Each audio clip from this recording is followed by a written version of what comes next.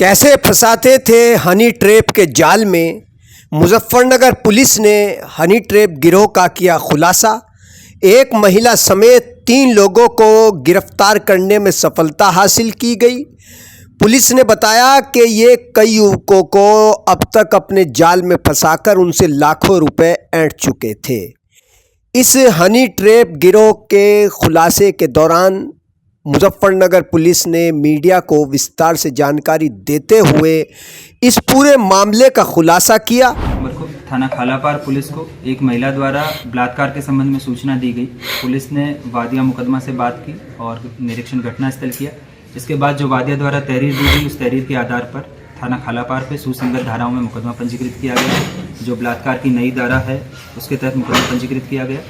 इसके उपरांत पुलिस ने जब वादिया से बात की, जो उसके द्वारा नैरेटिव बताया गया, जो वर्जन बताया गया, उस नैरेटिव को वेरीफाई करने के लिए जब एविडेंस कलेक्ट करना शुरू किए तो पुलिस को इसमें डाउट हुआ कि ये घटनाक्रम जो बताया जा रहा है वैसा ना होके और इसमें कुछ और सच्चाई है। पुलिस ने इसमें गहनता से जानकारी करते हुए जब सारे एविडेंस कलेक्ट किए तो ये कहानी निकल के सामने आई कि ये खालापार निवासी असलम है, जो थाना नई मंडी से गोकसी के मामले में वांछित चल रहा है। इसने शौकीन और उसकी पत्नी के साथ मिलकर ये साजिश रची कि एक सरफराज नाम का व्यक्ति है जिसको असलम को लगा कि उसके द्वारा उसकी मुखबिरी की गई है और इस मुकदमे में उसका नाम उसकी वजह से आया है। उसको फर्जी मुकदमे में, बलात्कार के मुकदमे में फंसाकर जेल भेजने की नीयत से ये पूरा घटनाक्रम प्लान किया गया। इस बात के एविडेंस जो वादिया मुकदमा है और उसके पति के फ़ोन की जो आपस में कॉल रिकॉर्डिंग्स है, उससे इस बात की पुष्टि हुई। पुलिस ने इनको साइंटिफिक तरीके से अपने कब्जे में लेते हुए विवेचना के तौर पर इसको एज ए एविडेंस कंक्लूड किया है।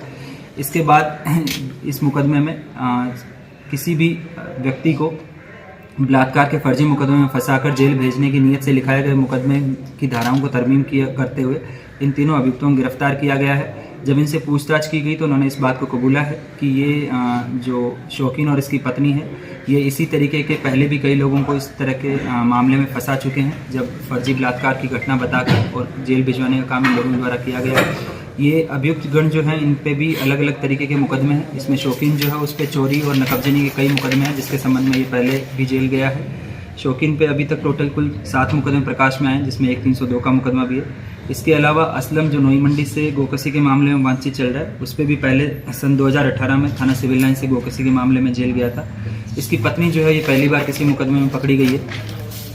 ये तीनों व्यक्तियों द्वारा एक गिरोह बनाकर और जो भोले भाले लोग होते हैं उनको जेल भिजवाने की नीयत से फर्जी मुकदमे लिखवाए जाने का ये जो पूरा प्रकरण है, इसका थाना खालापार पुलिस द्वारा COCT के नेतृत्व में गहनता से पर्यवेक्षण करते हुए और इसमें एक एक एविडेंस को साइंटिफिकली कलेक्ट करते हुए ये इस पूरे मुकदमे को तरमीम किया है और इस गिरोह को गिरफ्तार कर माननीय न्यायालय के समक्ष प्रस्तुत किया जा रहा है। कोई डील भी हुई थी सर इनके बीच?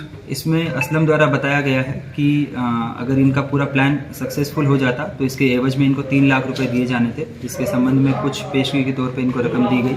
इसके अलावा जो महिला है इसके पास में 3 अलग अलग नाम से आधार कार्ड बरामद हुए हैं। ये इसके द्वारा बताया गया कि जब इसको किसी व्यक्ति को फंसाना होता है तो ये अपनी सही पहचान ना बताकर अपना आधार कार्ड दिखाती है, जो इसने फर्जी तरीके से बनवा रखे। उसके संबंध में भी सुसंगत धाराएं तरमीम की गई है।